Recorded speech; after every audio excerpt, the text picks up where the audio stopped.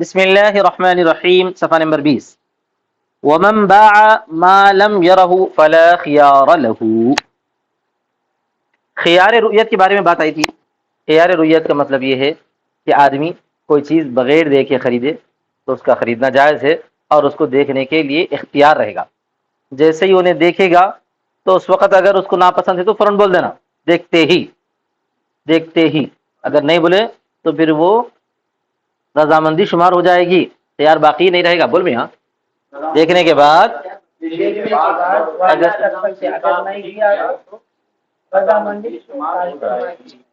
دیکھنے کے بعد بھی ٹائم نہیں ملے گا، دیکھتے ہی بول دینا، دیکھتے ہی بول دینا، ٹھیک ہے۔ امام شافعی رحمۃ اللہ علیہ تو انکار کر دیے تھے کہ نہیں خیار رؤیت نامی کوئی چیز نہیں ہے، خیار رؤیت نامی کوئی چیز نہیں ہے، بے ویسے ہوتی ہی نہیں، دیکھنے کے بعد ہی بیچنا۔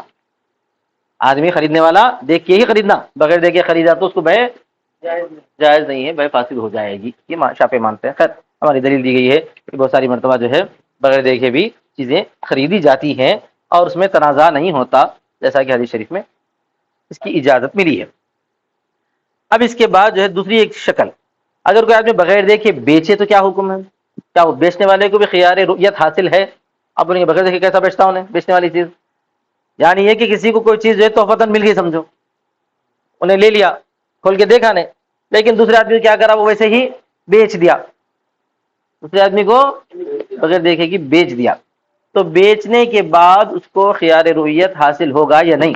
اس بارے میں ابو حنیفہ رحمۃ اللہ علیہ فرماتے ہیں کہ جو اصل مسئلہ تو ہے ظاہر روایت کا، اس میں یہ کہ بیچنے والے کو خیار رؤیت حاصل نہیں ہے، وہ صرف خریدنے والے کو حاصل ہے۔ بیچنے والے کو خیار رؤیت حاصل نہیں ہے لیکن والے کو حاصل ہے۔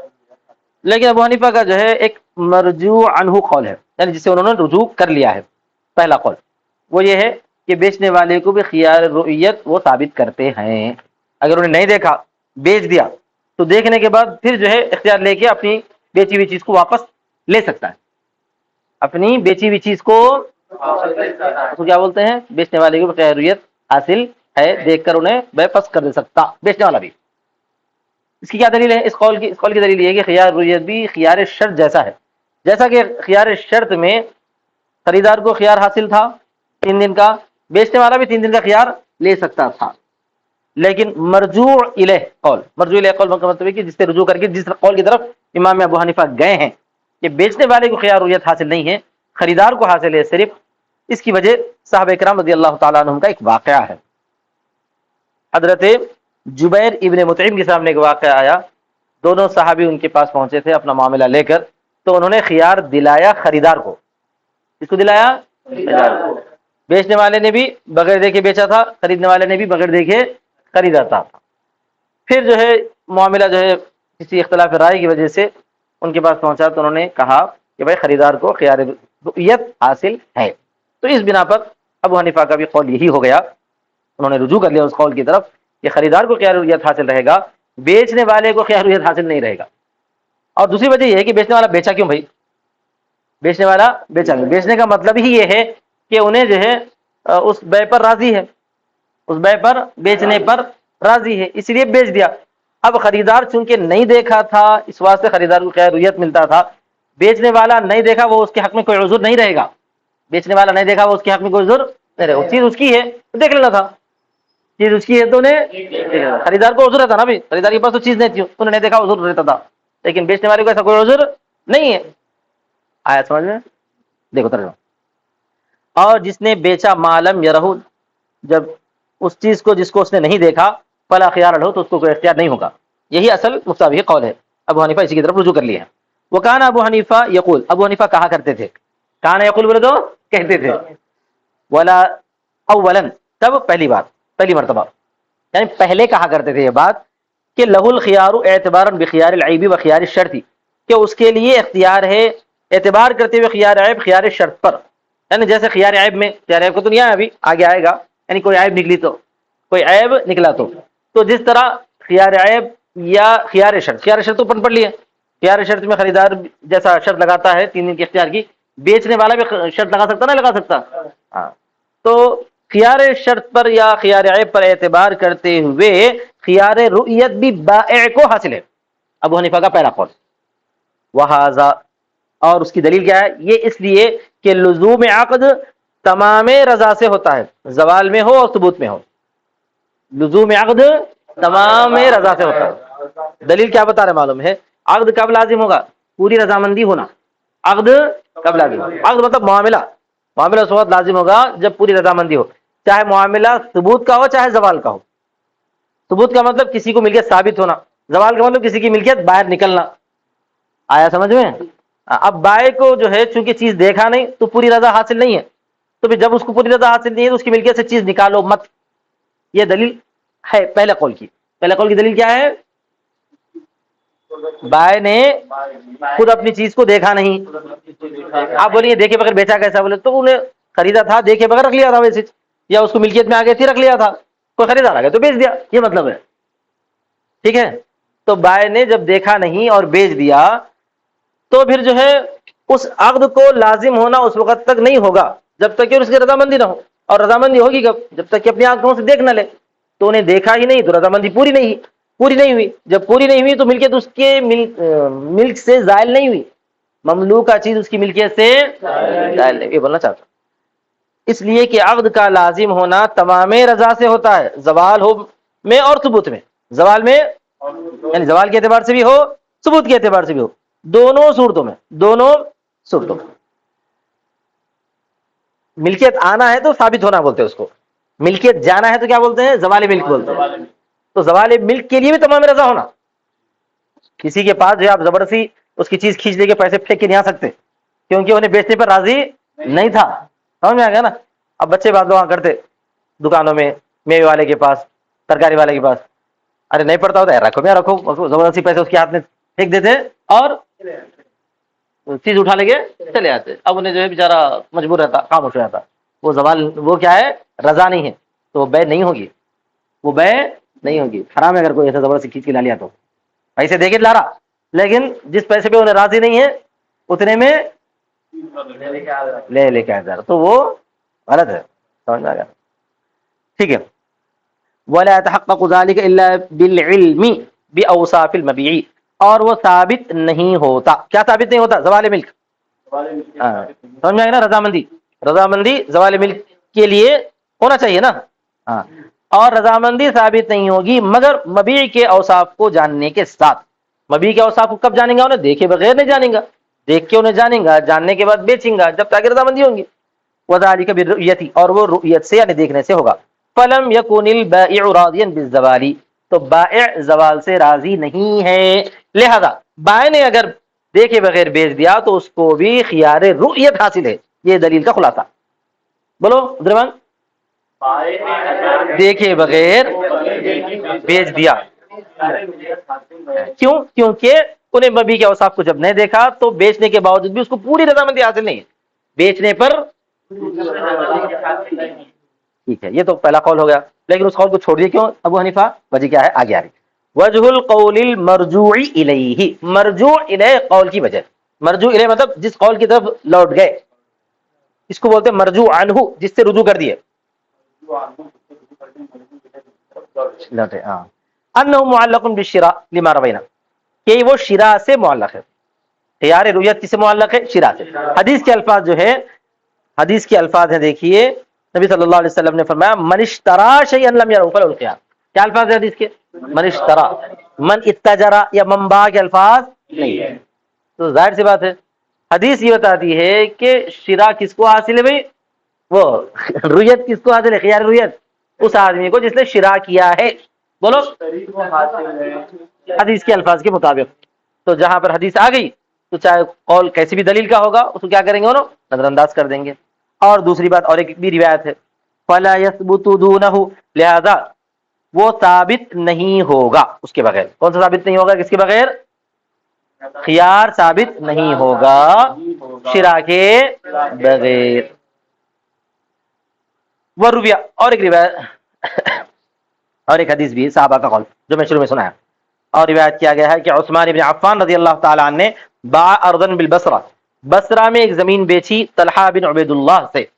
وہ زمین حضرت عثمان دیکھے نہیں تھے.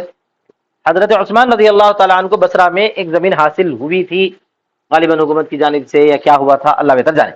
تو اس کو کیا کیا انہوں نے؟ بیچا کس کو؟ حضرت طلحہ بن عبید اللہ کو بیچا. من طلحہ بن عبید اللہ تو عبید اللہ کو بیچا. کون؟ حضرت عثمان رضی اللہ تعالیٰ عنہ. تو اب یہ دونوں میں کیا ہوا دیکھیے.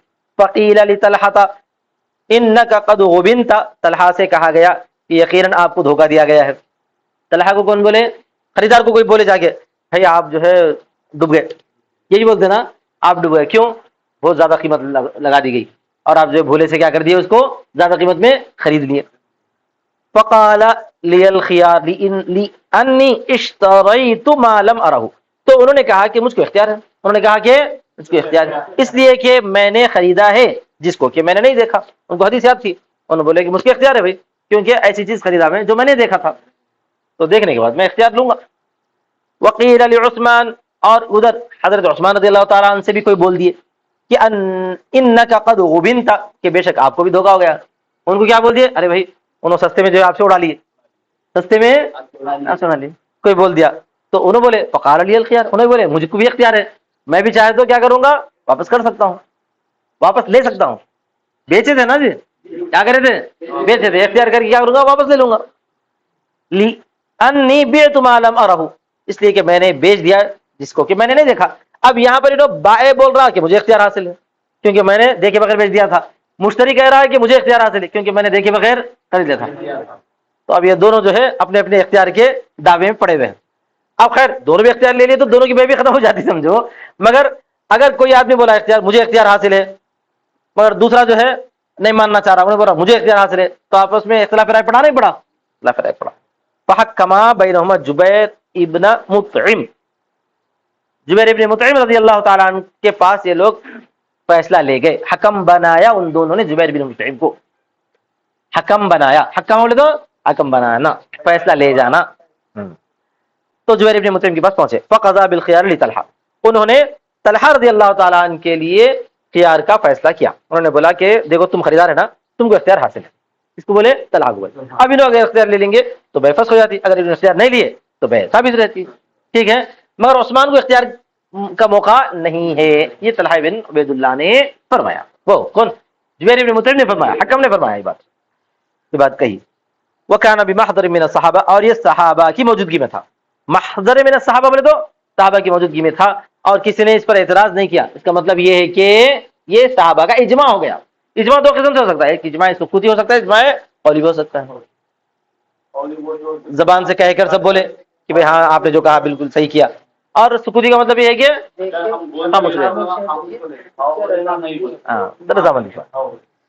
ثم خیار رؤیت غیر موقت، اس کے بعد ایک نئی بات بتا رہے ہیں کہ پھر خیار رؤیت موقت نہیں ہے.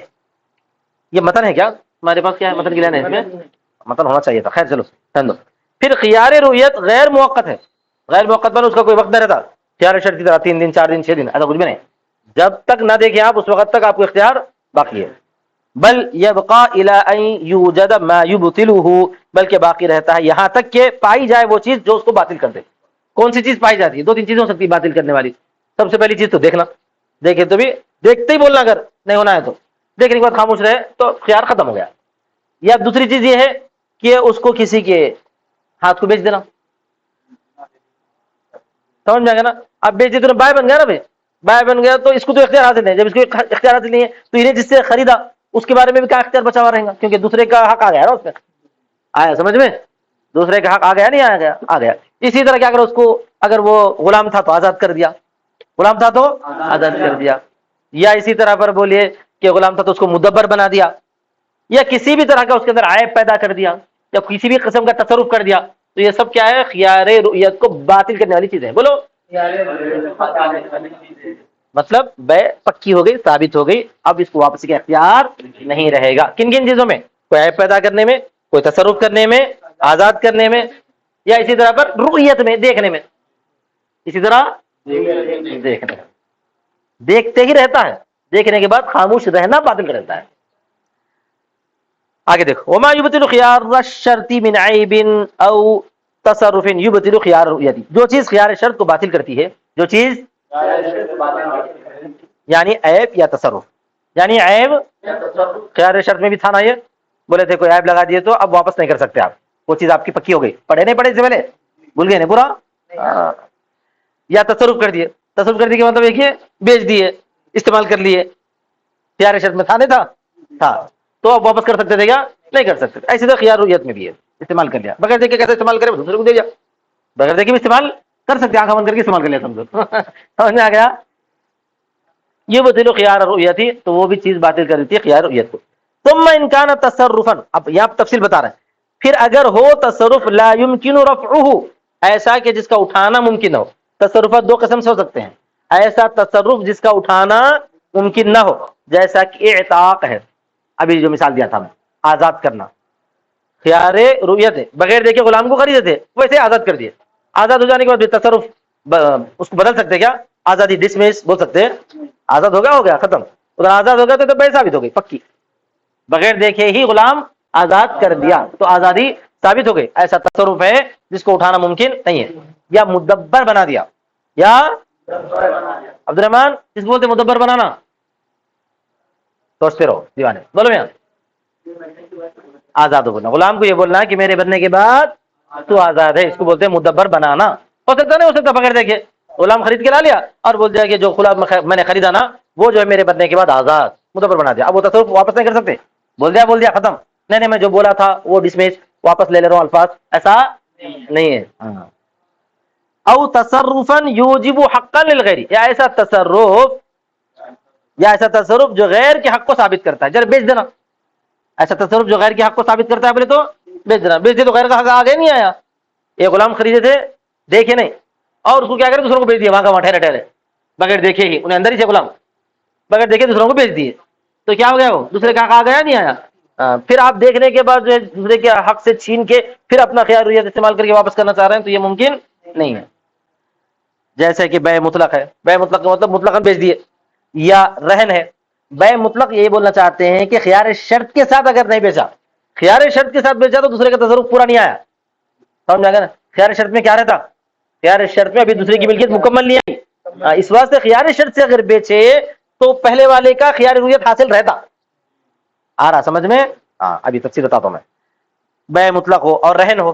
رہن کا مطلب ہے کہ دوسرے کے پاس رہن رکھا دیا.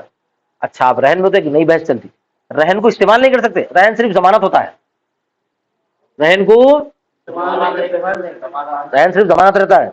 مثال کے طور پر آپ کسی سے 4 لاکھ روپے لیے, لے کے کیا کرے, اس کا گھر بطور رہن کے اپنے پاس رکھے, تو گھر کو استعمال نہیں کرنا ہے. اگر گھر کو استعمال کریں گے تو پھر کرایہ دینا. اگر کسی کے پاس سے پیسے لے کے کیا کرے, کسی کو پیسے دیے, اس کی گاڑی اپنے پاس بطور رہن کے رکھے, سمجھ گئے, تو وہ گاڑی کو بھی استعمال نہیں کر سکتا قرض دینے والا. اگر استعمال کر لیا تو وہ قرض کے اوپر سود شمار ہوتا ہے. کل قرض جر نفعا فهو ربا, ہر ایسا قرض جو نفع کو کھینچ کے لاتا ہے وہ سود ہوتا ہے. آ رہا سمجھ میں؟ ٹھیک ہے, اب آگے بڑھی مدیل آ رہا ہے پورا سب ختم ہونے کے بعد.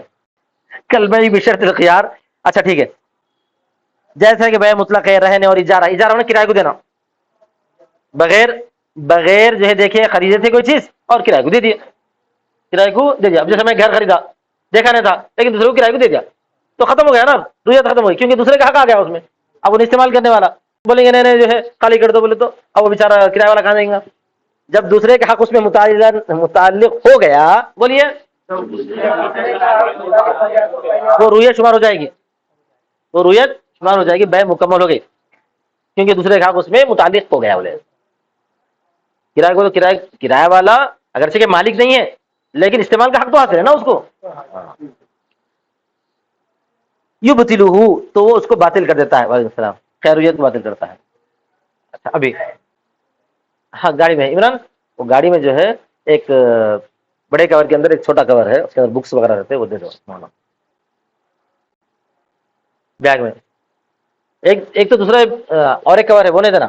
صرف جس کور میں بکا ہے نا وہ نکال کے خالی وہ بکوں کا دو, بکا کو کور دو.